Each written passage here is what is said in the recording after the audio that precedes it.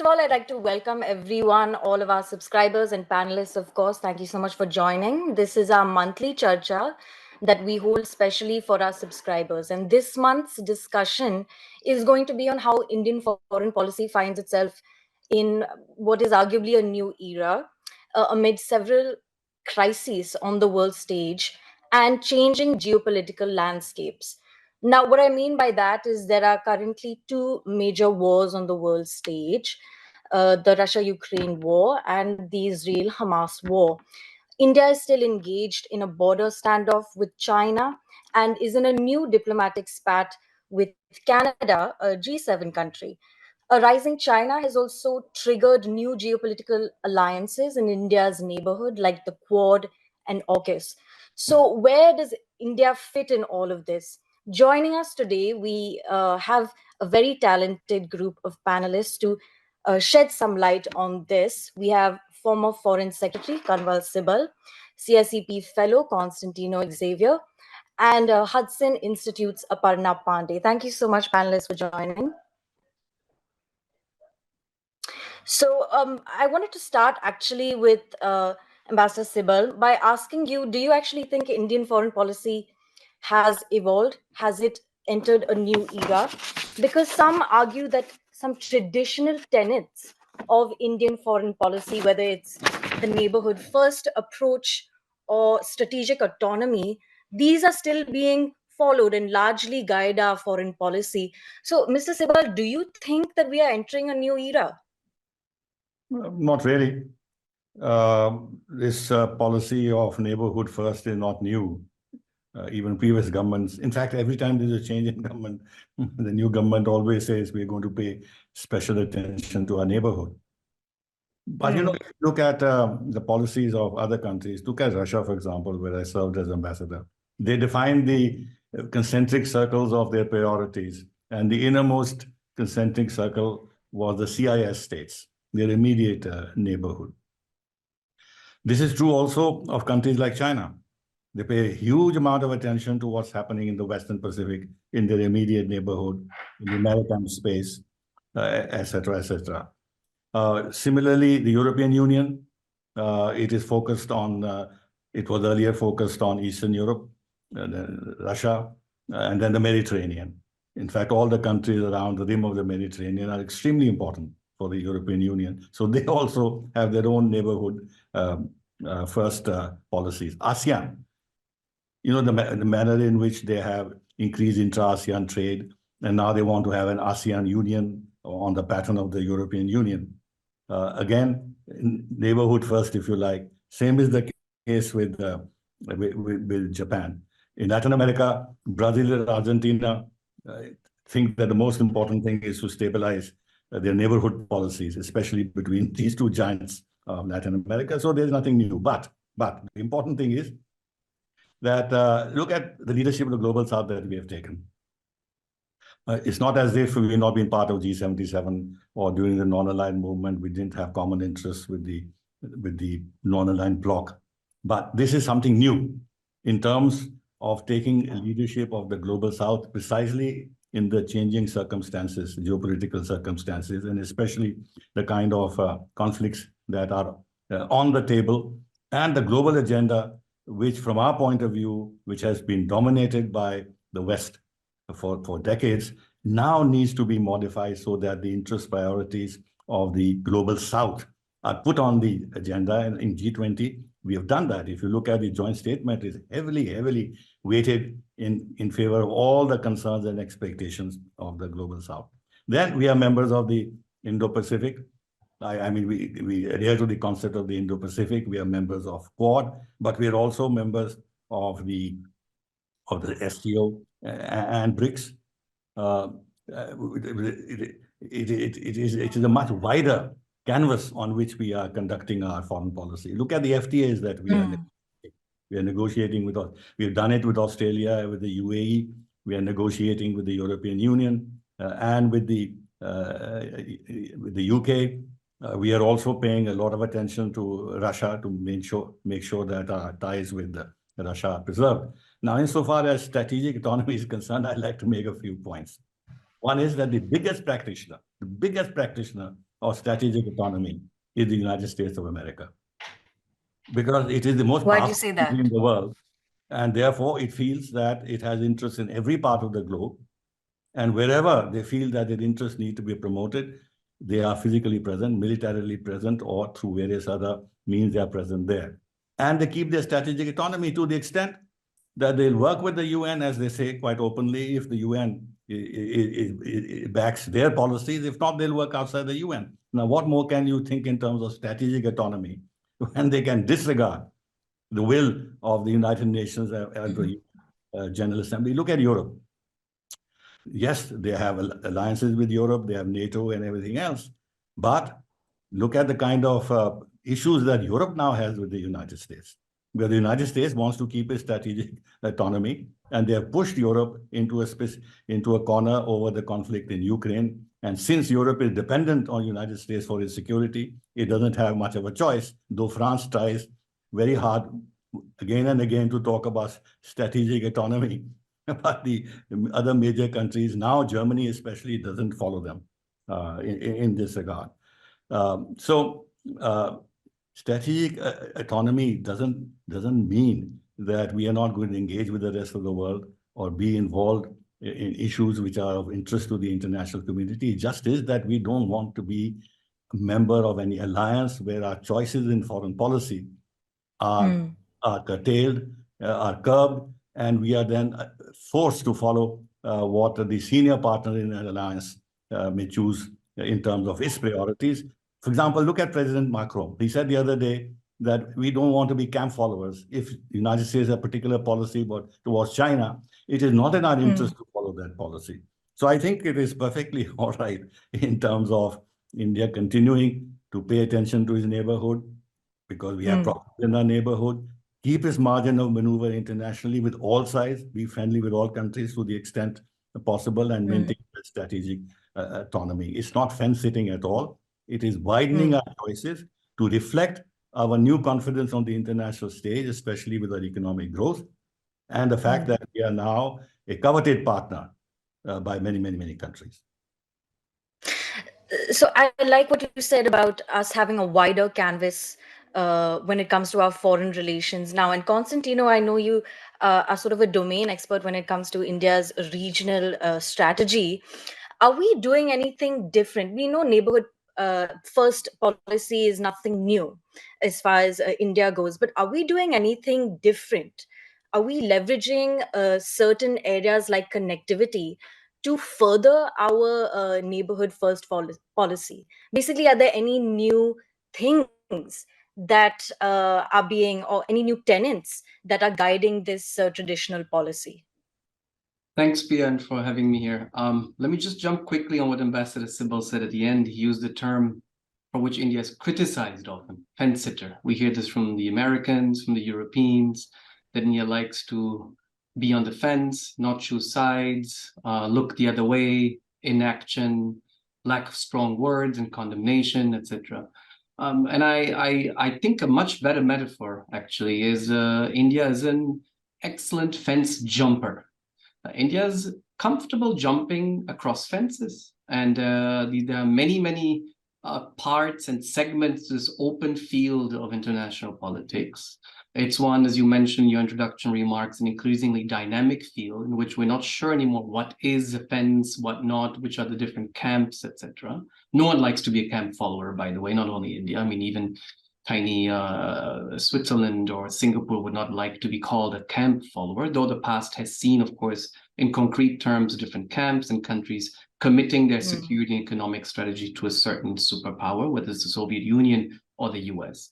But India's tradition, and I use the word tradition because it has been one for many decades, that both India's political leadership and bureaucracy have deeply imbibed and practiced constantly, is one of jumping fences and across fences and contesting these fences and finding holes in fences and being, in many ways, what the Southeast Asians at some point called flexible, especially in a more fluid world of today. So Southeast Asians call it the bamboo diplomacy, for example. And bamboo being, of course, seemingly individually a very weak tree or vegetation, but collectively, when you put different pieces to different tactical diplomatic decisions into one, there's a strong strategy which is also flexible and adapts to changing circumstances, whether more hostile or more benign. On the neighborhood, Pia, I think we fell into a trap. In terms of the comments and the judgments we make about India's neighborhood policy. And there's a trap of two extremes. And I think we fall into this trap of saying everything is new. We have critics of the current government saying that everything that India is doing in the neighborhood is new and therefore bad, dangerous, and cutting with the past. India's propping up regimes, underbalancing China. There's all a litany of criticisms we hear about everything is new and everything is bad in the neighborhood. We are losing the neighborhood is something you constantly hear.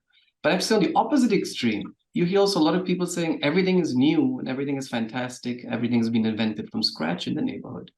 And I think both these newness analysis miss the boat of continuity. I think Ambassador Sibal mentioned to it.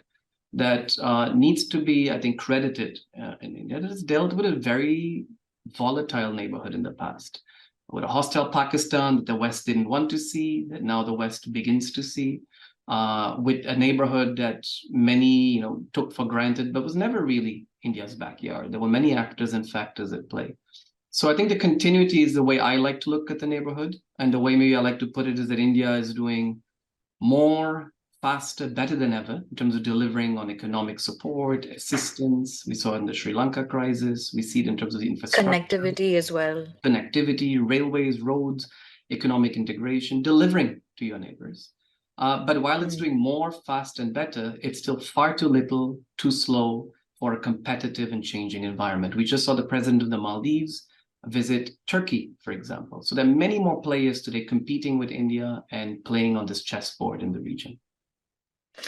Just for our subscribers, it has been sort of an unsaid tradition that the Maldives president, his first overseas visit is usually to India. That happened in 2018 and 2013. So the latest president-elect has just visited Turkey, which many are viewing as a break of tradition. But I want to also move to Aparna to speak a little bit about India's sort of posturing on the world stage. You wrote a book called From Chanakya to Modi, Evolution of India's Foreign Policy. Would you say that the India of today is a little more aggressive, a little more assertive on the world stage? I mean, we saw External Affairs Minister Jai Shankar recently say that he's waiting for a thank you from the world for helping bring oil prices down with large imports of cheap Russian oil. What is your take on the India that we see today on the world stage? Thanks, Pia. Great to be here with Ambassador Sibal and Constantino. I'd just like to make one point on your previous question before I take your second one. That's that a country's foreign policy, it's not a country's foreign policy that remains constant. It are its interests. And the interests of most countries around the world, including India, are remarkably consistent.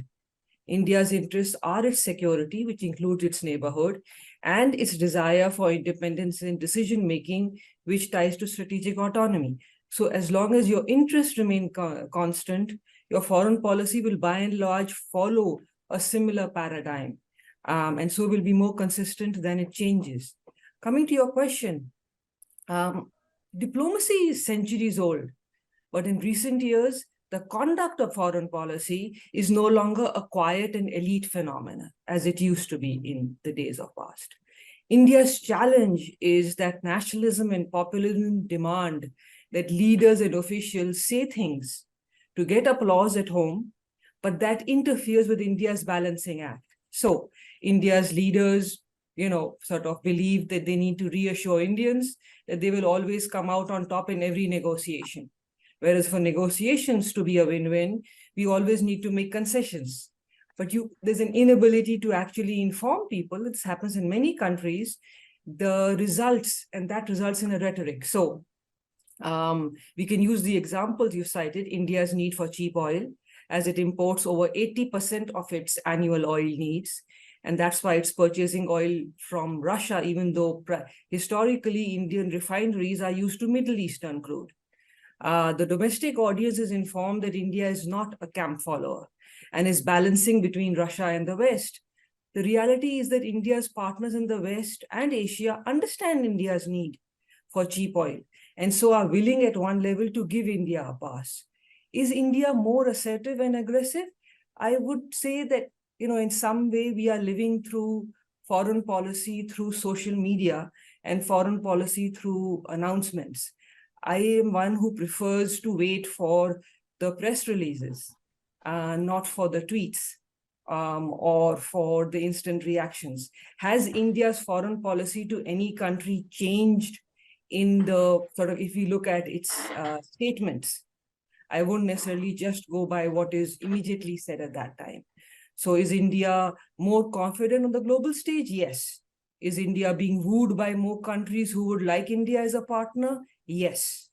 Yes. Has the global reality of hard power being important and therefore economic and military power and technological power sort of paramount or important for you to be a global player? Yes. So the world hasn't changed. Global reality is slightly different, but at the end of the day, to be a bigger power on the world stage, India does need more economic power, more military heft, in addition to its already present soft power and diplomatic heft. You talked about more countries wooing India, and the US has definitely been a great example in recent years. We need to talk about the India-Canada diplomatic spat. I mean, how could we not? This is a good example of how new geopolitical alliances are being challenged by old ones. For example, the US is in the middle of a traditional neighbor ally, Canada, and it's on the other side, it has India, which it sees as a new ally, a counterbalance to China, and therefore a very important one. Now it seems, the US foiled an alleged assassination attempt on a Sikh extremist and warned India of the incident, in fact, issued a diplomatic warning. So, Mr. Sibal, I wanted to address this to you. Do you think the diplomatic spat between India and Canada can jeopardize India's new alliance with the US? First of all, there is no new alliance with the United States. We are not an ally of the United States. We don't want to be an ally of the United States, and we will not be an ally of the United States. That does not mean that on specific issues in specific regions, we will not work together. We will work together. And therefore, in the Quad, we are together. And in the Indo-Pacific concept, in developing that, we are totally on the same page as the United States of America. We are also finding common ground in West Asia, or in Middle East, as it is called by the West, where we found that we can work together. And there have been new initiatives in this regard, ITU2, and of course the India-Middle East Economic Corridor, etc., Europe Economic Corridor.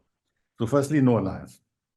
Secondly, insofar as the spat with Canada is concerned, the United States has been very openly supporting Canada, to the point that when Jaishankar went to Washington, or before that, even when the Prime Minister went to Washington, Secretary Blinken said very clearly that we are not only cooperating with Canada on this issue, but we are coordinating with Canada. So I think the word coordinating meant that they were together working on the same page in terms of the issues that had been raised by Canada. At that time, according to the FT now, I don't know, that the United States was already aware of some kind of an attempted assassination attempt which they foiled against Panu. But this did not at all detract either from the Prime Minister's visit, or for that matter, the Foreign Minister's visit, though, of course, the Foreign Minister said publicly in his press conference that the Canadian issue was raised with him. And he gave his point of view. The Americans gave their point of view, and he hoped that at the end of the discussions, both sides would be better informed. In other words, the matter was not closed, but he was hoping that this issue can be negotiated through without it affecting bilateral ties between India and the United States. The first signal that actually it has not affected the ties in any way is that the 2+2 was held on schedule. And this at a time when both the Secretary of State and the Defense Secretary of the United States were deeply embroiled in the Middle East, which could have actually blown up into a far more dangerous situation. And there was good reason, plausible reason to postpone it, because entire attention was actually devoted to that. But they came. But not only they came, but if you look at the joint statement that was issued on every issue of interest to both sides, we have moved forward, reiterated the importance of Quad. We have admitted that both sides face a rising security challenge from China. They have decided to implement the roadmap, the June 2023 roadmap for India versus India-US defense industrial cooperation in space and artificial intelligence, in the undersea domain, which has a China angle, very important China angle. It was announced that we will be moving forward. The GE 144 engine, the Stryker infantry combat vehicle, the security of supply agreement, the Indus X, everything is there in the joint statement, which means that no halt in progressing our relationship forward in all the critical domains, especially the ICET. And if you remember that after Prime Minister's visit to Washington, Sullivan came here to chair, along with the NSA, an ICT review meeting in which many of these issues were discussed, and Indus X was announced. So I don't think it is going to have any material effect on the relationship, though some busybodies, anti-Indian lobbies, the media, other unidentified circles, maybe in the intelligence agencies, they have their own view about India-US relations, whether they should be cost-free for India, whether India should get a pass as easily as, in their view, the US administration is giving us. And they're trying to create misunderstanding. There's nothing new. From the time that I was in Washington in the 90s, I have faced this on human rights and what have you. And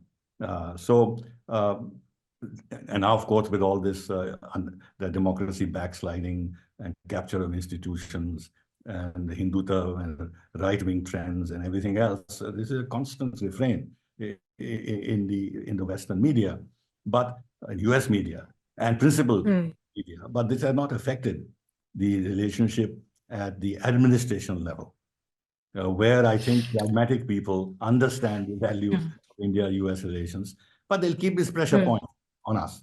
It's not as if this is being done entirely without the knowledge or winking of the eye of the administration. But this is how games are played with the United States. The United States plays these games with everybody. They want to keep something in their hand which they can use as a pressure point without disturbing the overall relationship. And I'll end with the final point, that America has to be pragmatic enough, if it is not, that they cannot alienate Russia.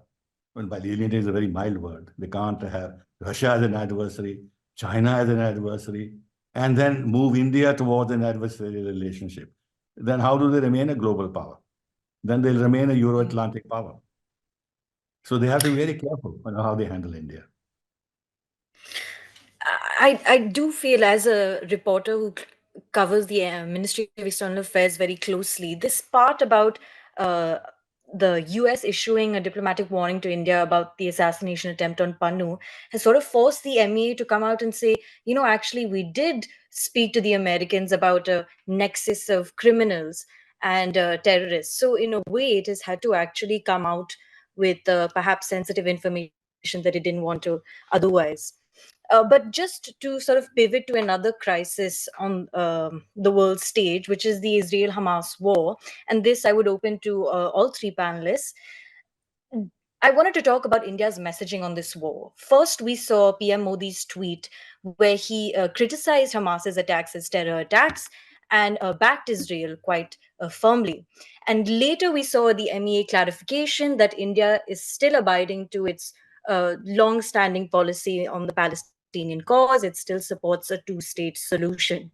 And now India continues to send aid to the Palestinians. But if you see in a lot of statements from the Indian government on this conflict, the need to counter terrorism is first and foremost.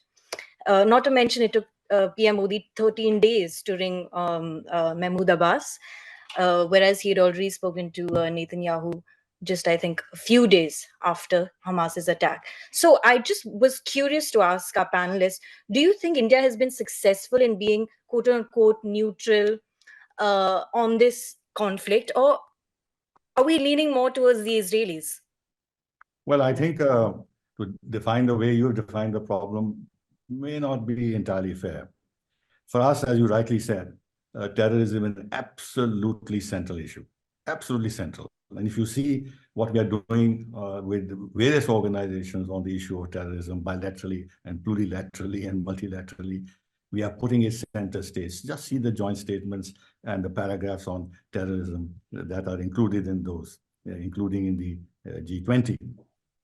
There is now an understanding or an acceptance or a consensus that no cause justify the use of terrorism. And this is something which countries like Saudi Arabia and UAE accept. Whereas in the past, if you remember, the Palestinian cause was not supposed to be a terrorist cause, but one of liberation.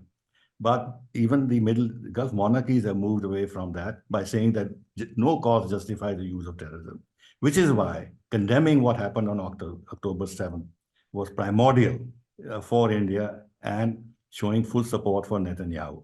After that, what has really happened is that, frankly, that Israelis have gone far, much too far. And Netanyahu is contested both within and internationally.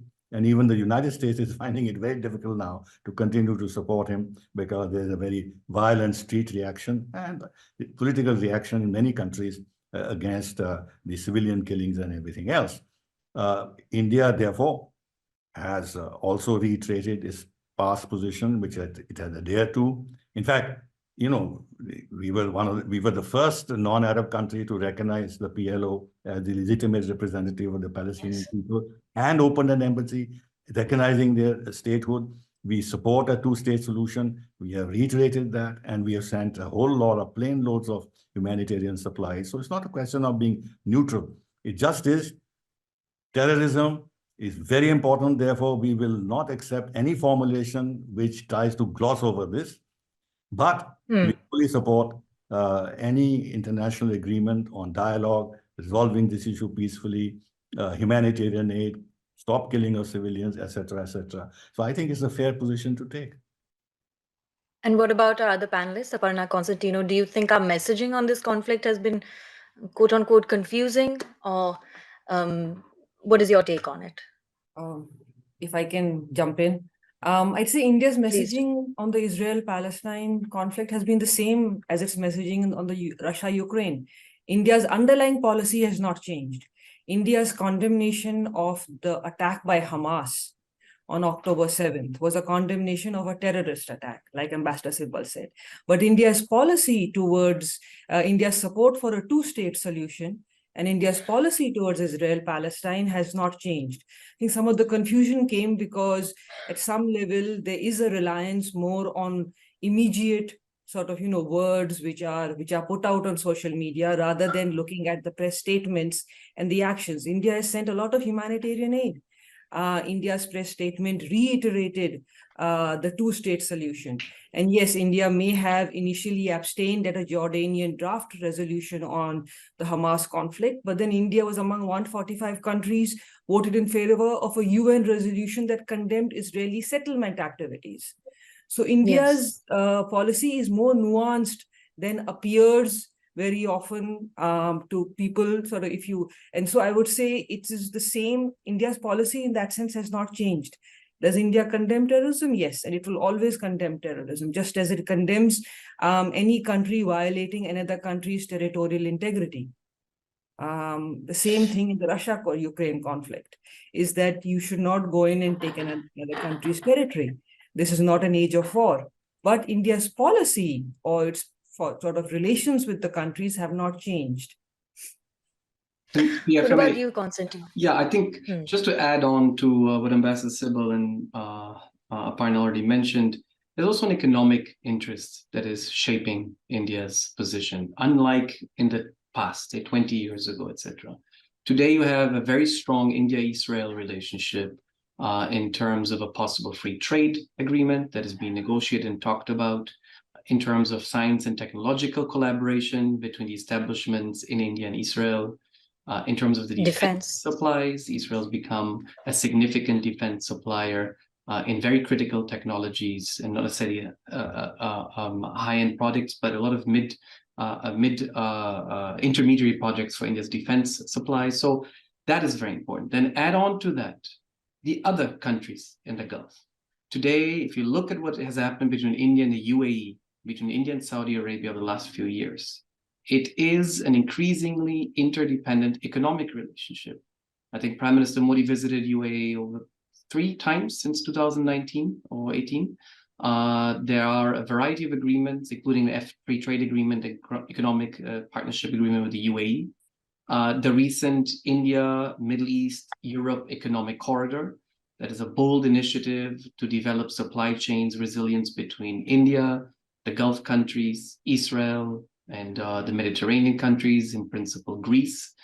So there's a variety of stakes that are economic for India that I think are balancing out more than they used to the ideological, normative, principled position between both sides. And if you look at it, what can Palestine, the Gaza Strip really deliver to India in terms of interests beyond reputation, fairness, justice, and all those immaterial principles of diplomatic relations? It's very little.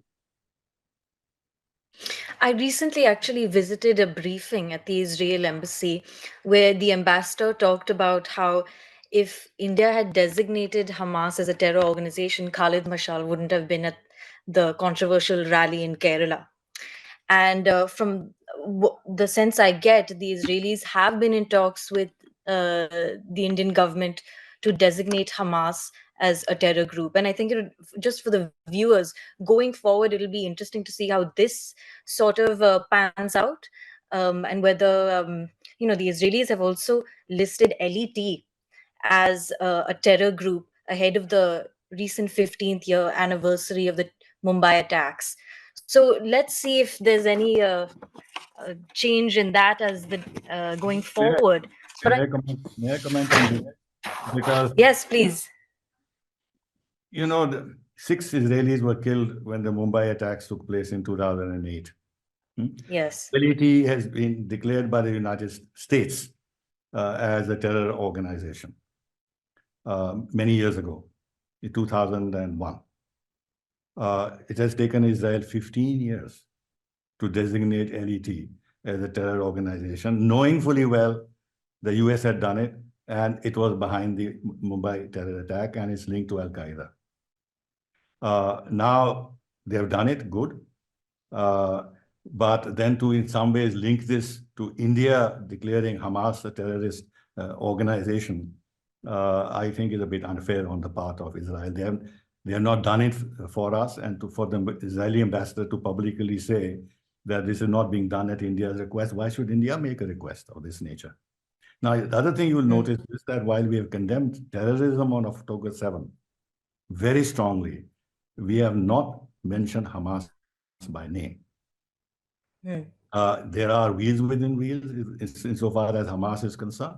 Even the former prime ministers of Israel are saying that Netanyahu was actually promoting Hamas in order to keep the Palestinian movement divided, that he channeled money to Hamas through Qatar. And now they're saying that he's now paying the price of that short-sighted policy because he was absolutely determined not to allow a two-state solution to emerge. So in this very murky background, and the fact that, see, and I'm not at all justifying what Hamas has done. I think it's absolutely deplorable and horrific.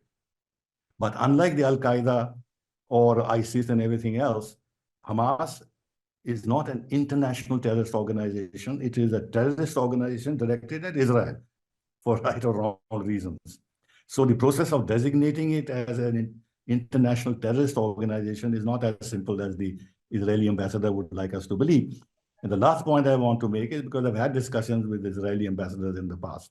I've been asking them, why is it that in our joint statements on terrorism with the United States, with the European Union and others, the paragraphs, or in France, the paragraphs on terrorism are very strong. The Americans changed their policy and accepted the wording cross-border terrorism reflected in the joint statements, knowing what this means. Israel till today does not agree to mentioning cross-border terrorism. They should be asked why. So now it's taken us a long time to come to China, but better late than never. We are still in a border standoff with China. We've had over 20 commander-level talks. There is still a significant buildup of troops on either side. My question is a little more niche to our panel. The Indo-Pacific there's been more importance attached to it in recent years, that's for sure. India has become part of the Quad. It's trying to make forays into regions like Africa and Latin America, while Chinese trade and investment is way ahead. The US certainly sees India as a sort of counterbalance to China. Given all of this, how do you see what one might call recent improvement in ties between US and China, as we have seen with some high-level visits and exchanges, as we've seen with attempts to keep the lines of communication open? Some people are calling this a thaw. I don't know if you share that view, but does the panel, and anyone feel free to hop in on this, do you think this sort of improvement in ties between US and China could affect our foreign policy vis-a-vis Beijing? You think putting guardrails and an effort to prevent differences from erupting into a military conflict in Western Pacific is a thaw? It's not a thaw. The structure of policy on both sides will remain unchanged. If you read the White House readout of the talks between Biden and Xi, it mentions all the points, negative points with regard to how the United States views China. It openly talks that we're going to compete with you. We're going to deny you technology.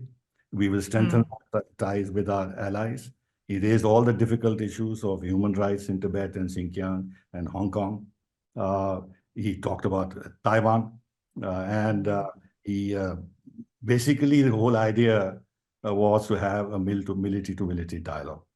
And this is a pattern which the United States followed with the Soviet Union during the Cold War, that we can be adverse, we can challenge each other everywhere, but we must prevent an open conflict between us two, and therefore move towards disarmament, etc. The kind of guardrails they put during the Cold War. It's the same thing with China, that we are going to have differences with you. It's a new version of the Cold War without using the word, but we would like to prevent a military conflict, and therefore let's have military-to-military talks.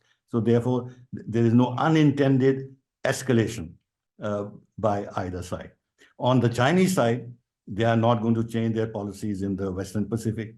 They are not going to change their policies in South China Sea or East China Sea or the BRI project that they have. On Taiwan, she was very clear that it is inevitable, the reunification is inevitable. The underlying message was pretty tough. And he openly said that we have to decide whether we are rivals or partners, etc., etc. So I don't think that there is any thaw, but it is just as well that there is an effort to prevent that conflict from becoming active and real in military terms, because that will then disturb the international situation even more than it is today. And therefore, I don't think it has really any impact on how India will be affected by this, because India's relations with China predates our relationship with the United States by decades. It started when China occupied Tibet, and then, the 62 war, everything else. And we are standing our ground against China without US, really any material US help. We will do so, we don't need them. In the maritime domain, yes, we have a community of interest, and therefore we were working together in the Indo-Pacific and Quad and everything else.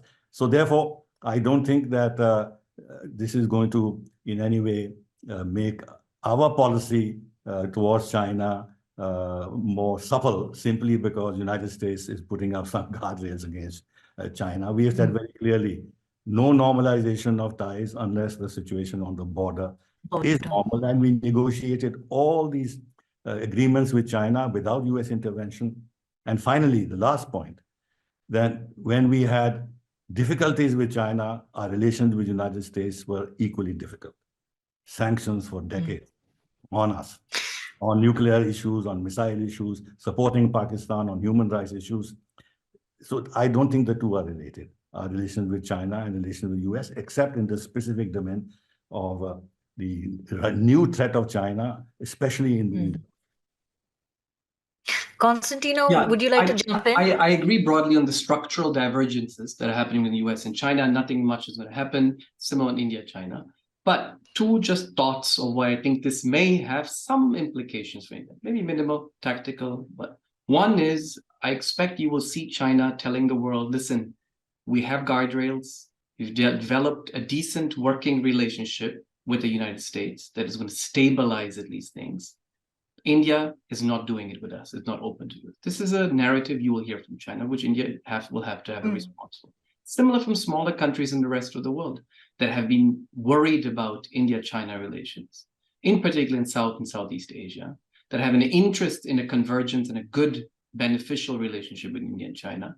I expect many of these countries will also point fingers now and ask, listen, President Xi Jinping went to the US. We saw great hugs and at least nice words. I agree again with Ambassador Sibal that there's not much substance to it. But if there are guardrails possible between US, China, why are such guardrails not possible between India and China and some type of a coexistence and working relationship? And that makes India's, of course, diplomatic stance a little bit more difficult in the next few months.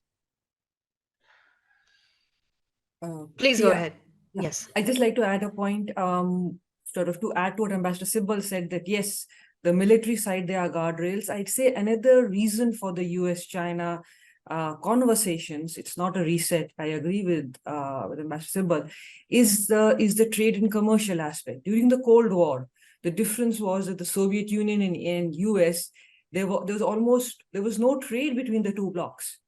But China is the largest trading partner of every country, including the United States. And at a time when the US is going in, sort of when the world economy has still not mended post-COVID, when there are elections next year in the United States as well, when inflation still remains high, it is important that basic trade continues and the ability of consumers, American consumers and others to sort of, have access to at least low-end Chinese products is important. High-end, yes, there will be guardrails when it comes to military, defense, high-tech products, but not when it comes to basic consumer products, to ensure that the prices do not go too high, and that trade with the largest economy, and sort of in that sense, trading partner of every country, there are some ways in which US and China can continue that commercial and trade aspect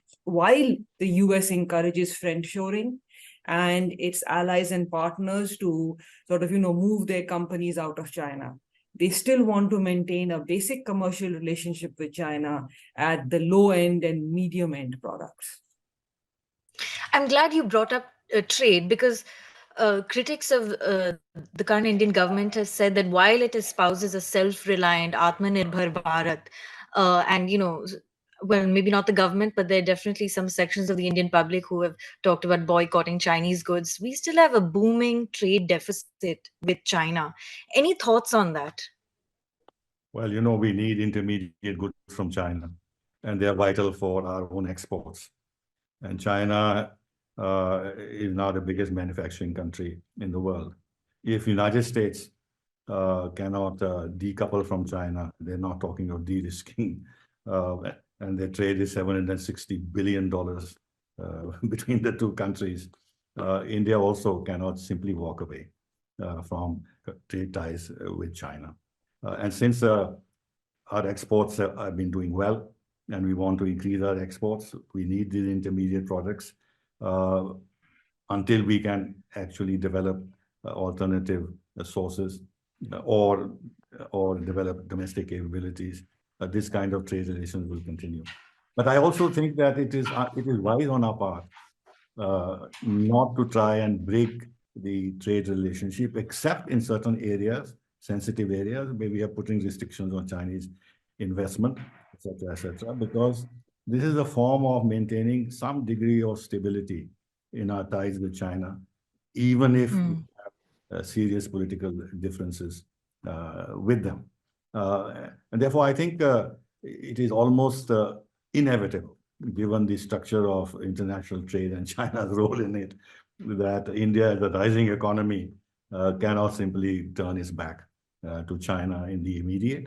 But as Atmanirbharta in certain critical areas, semiconductors and this and that, I hope on the electrical vehicle side and also on solar energy, if we develop domestic capabilities, then to that extent, our dependence on China will decrease.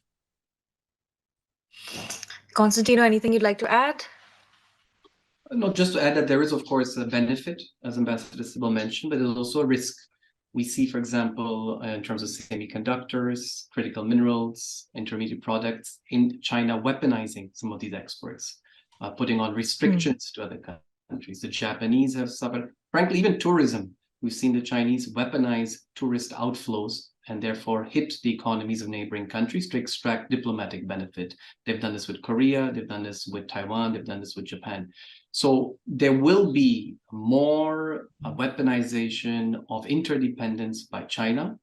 There will be, and we've seen this from the US, even from the European Union, which was completely out of this game and frankly living in some ways in a la-la land of saying we'll just do business and live with the Chinese. But even from those actors, we see a greater strategic approach to interdependence and economic diversification, not only in trade, but particular segments of trade that are very critical to whether it's the green transition or economic growth. And in India also, therefore, I think the post-Galvan crisis to restrict or complicate or slow down Chinese investments reflects that understanding. It is not just used, as often commented, as a diplomatic tool to respond to China.